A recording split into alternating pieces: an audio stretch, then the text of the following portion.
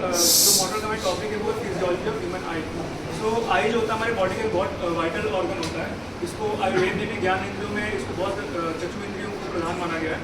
ठीक है, सबसे पहले हम बात करेंगे आई की आउटर रीजन की।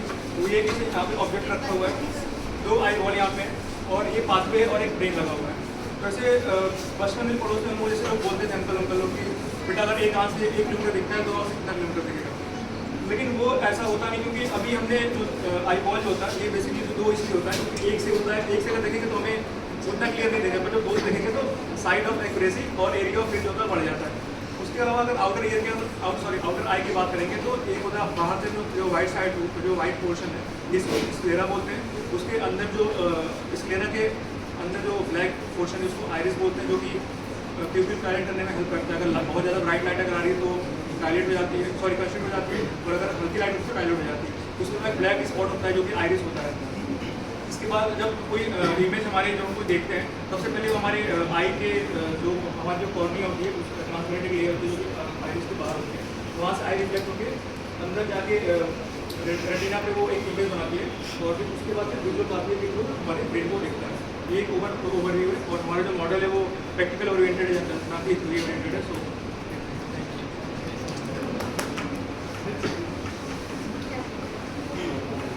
Good afternoon everyone. आज का अपना टॉपिक है फिजियोलॉजी ऑफ विजन, जिसमें हम आई के बारे में पढ़ेंगे, जिसको आयुर्वेद में चक्षु इंद्रिया भी कहते हैं। और मैं ऑर्बिट के बारे में बताऊंगा कि आई ऑर्बिट कैसे होती है। आई ऑर्बिट जो है ग्लोब इन शेप्ड होती है और एबव डाउनवर्ड फ्लैटेंड होती है, और इसमें 2 सेगमेंट्स होते हैं, anterior segment and posterior segment. Anterior segment जो होता है उसको कॉर्निया कहते हैं, जो कि एक्सपोज पार्ट होता है आई का, और ये 1/6 पार्ट ऑफ द आई का बनाता है, आई बॉल का बनाता है। और पोस्टीरियर सेगमेंट जो होता है वो 5-6 पार्ट बनाता है आई बॉल का, जो कि रेटिना की लाइनिंग होती है जिसकी। और फिर इसके बाद कॉर्निया के जो एंटीरियर पार्ट होता है, इसमें कॉर्निया में सेंट्रल पार्ट जो होता है कर्वेचर जहाँ पे होता है उसको एंटीरियर पोल बोलते हैं, और पोस्टीरियर सेंट्रल कर्वेचर को पोस्टीरियर पोल बोलते हैं। और जो लाइनिंग इनको ज्वाइनिंग करती है इसको बोलते हैं ऑप्टिक एक्सिस। और फिर इसके बाद अब इसके बाद आई से रिलेटेड हम कुछ टर्म पढ़ते हैं, जैसे ऑर्बिटल कैविटी। ऑर्बिटल कैविटी में जो आई का 5/6 पार्ट है वो सिचुएटेड रहता है।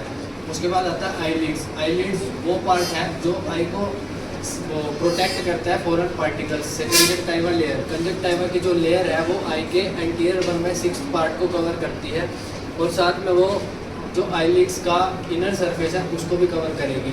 जो कंजक्टाइवा लेयर है वो लुब्रिकेट होती है टीयर सिक्रेटिंग ग्लैंड से, दैट इज लैक्रिमल ग्लैंड। आगे walls of the I. Good afternoon ma'am. तो मैम इसका क्या मतलब होता है ह्यूमन आई? ह्यूमन आई मतलब जिसकी वजह से हम देख सकते हैं, ठीक है। और ह्यूमन आई में हमारा क्या होता है? Visual pathway. विजन मतलब देखना, और पाथवे मतलब जिसके थ्रू से देखना, ठीक है। तो पहले हम फोकस करते हैं आई बॉल, ठीक है। आई बॉल की 3 लेयर्स होती हैं, ठीक है, 3 लेयर्स। पहली होती है आउटर, फिर होती है मिडिल, और फिर आखिरी वाली होती है इनर, ठीक है। इनर क्या होती है? रेटिना, जो कि मुझे दोस्त बताएंगे, ठीक है। तो आउटर में क्या है? कॉर्निया आता है। कॉर्निया और स्क्लेरा। स्क्लेरा क्या होता है? जो हमारे आंखों का ये जो व्हाइट चीज़ है ना उसे स्क्लेरा कहते हैं, जो कि ओपेक होता है, राइट, ठीक है। और जो मिडिल है, मिडिल पे क्या आ गया? हमारा थोरॉइड आ गया, सिलियरी बॉडी आ गया, और आइरिस हो गया। अब जैसे मेरी आंखों का कलर ब्राउन है, ठीक है। आइरिस क्या करता है? कलर ऑफ द आई जो है वो डिटरमाइन करेगा। मेरी आंखों का कलर क्या है? ब्राउन है, ठीक है। तो उसके पास पिगमेंट क्या है आइरिस के पास? ब्राउन कलर का, ठीक है, जो कि वो एब्जॉर्व कर लेती है इसकी वजह से। अब आप लोगों के आँख का कलर आपको पता होगा। और फिर उसके बाद लास्ट वाला जो इनर लेयर है वो रेटिना है, और रेटिना मेरी फ्रेंड अभी आपको गुड आफ्टरनून एवरीवन। आई की 3 लेयर्स होती है, आउटर, मिडल और inner. Outer is sclera and cornea, middle contain the choroid, ciliary body in iris, and inner has the retina. Middle layer, इसमें एक कोरोइड होती है जो स्क्लेरा और रेटिना के बीच में होगा, और जो सिलेरी बॉडी होती है उसमें ciliary muscle, sensory ligament and iris होती है। सेंसरी लिगामेंट जो सिलेरी बॉडी होती है उसके अंदर मसल होती है जो लेंस की आई की शेप को मेंटेन करके रखता है। और इसमें क्या होता है? जो सेंसरी लिगामेंट होता है वो लेंस को ऐसे होल्ड करके रखेगा इसकी पोजीशन पे। अब आइरिस होता है, आइरिस एक कलर स्ट्रक्चर होता है जिसकी वजह से क्या होता है कि कॉर्निया होता है, कॉर्निया ट्रांसपेरेंट होता है बट वो ट्रांसपेरेंट नहीं दिखता है because of iris, because it has a colour difference and it has in its front there is a small opening called pupil. Pupil की दो मसल्स होते हैं, dilated pupil and constricted pupil. Now inner layer, that is the retina, it is also known as tunica nervosa and tunica nervosa and retina. Retina में rods and cones होते हैं. Now the posterior, it is the 5/6 segment of the eye. It has a macular nucleus with the road है, macular nucleus with the fovea centralis and the optic disc. From the optic disc यहाँ से optic nerves pass होगी और जो macular nucleus है उसके अंदर एक fovea centralis होता है जो most aquatic region होता है जहाँ पे बहुत एक most aquatic region बनता है because उनके पास cones होते हैं. एक लेंस है जो लेंस फ्रंट में होगा वो क्रिस्टलाइन होता है, कन्वेक्स होता है, इसकी वजह से जो इमेज है वो बहुत ज़्यादा फोकस करती है. अब हम पिक्चर आएंगी जो पिक्चर बताएंगे.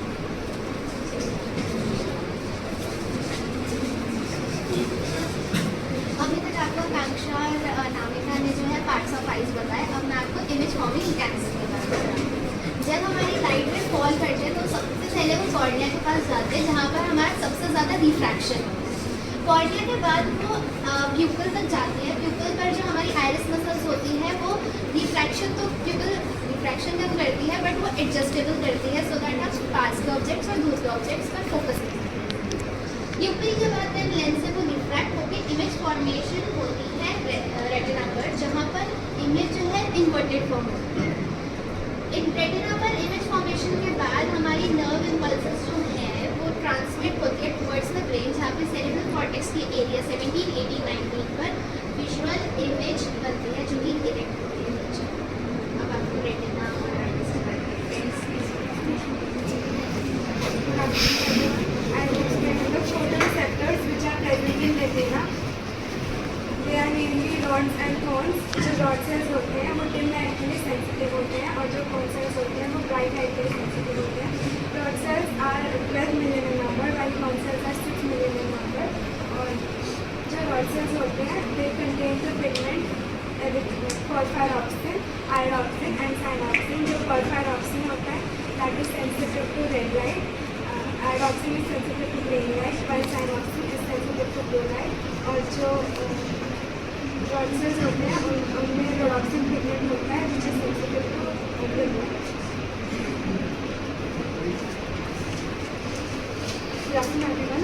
लाइट परसेप्शन वगैरह की इमेज फॉर्मेशन की कंडीशन इन्होंने बता दी. मैं इसी में एक फर्स्ट एक्टिविटी क्या है कि लाइट परसेप्शन परसीव करना, उसके बाद इमेज फॉर्मेशन वगैरह.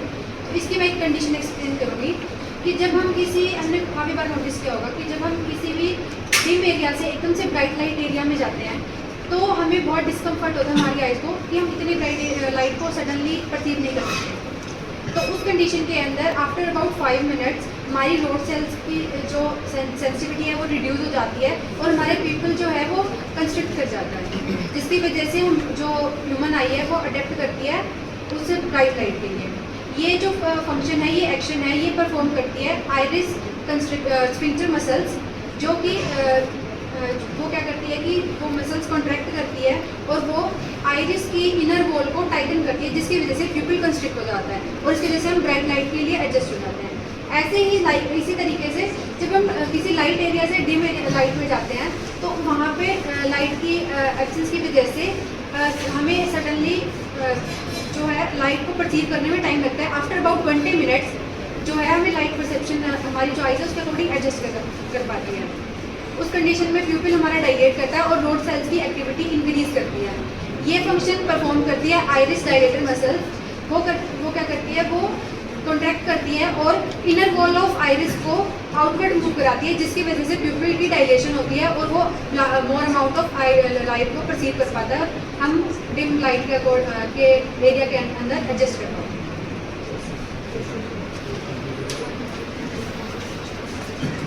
Good afternoon everyone. मैं एक्सप्लेन करूँगी कि ऑक्यूलर मसल्स आईबॉल की मूवमेंट में कैसे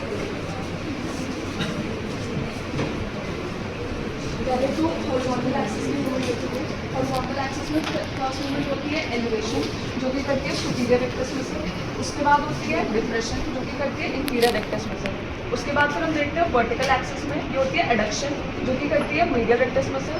और फिर होती है अबडक्शन, जो कि करती है लेटरल रेक्टस मसल। उसके बाद फिर हम देखते हैं एंटीरियर पोस्टीरियर एक्सिस में, वहाँ पे पहले होती है इंटॉर्जन, जो कि करती है सुपीरियर ऑब्लिक मसल। और उसके बाद होती है एक्सटॉर्शन, जो कि करती है inferior oblique muscle.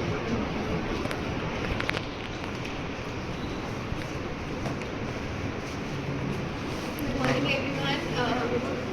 We are going to explain the visual pathway.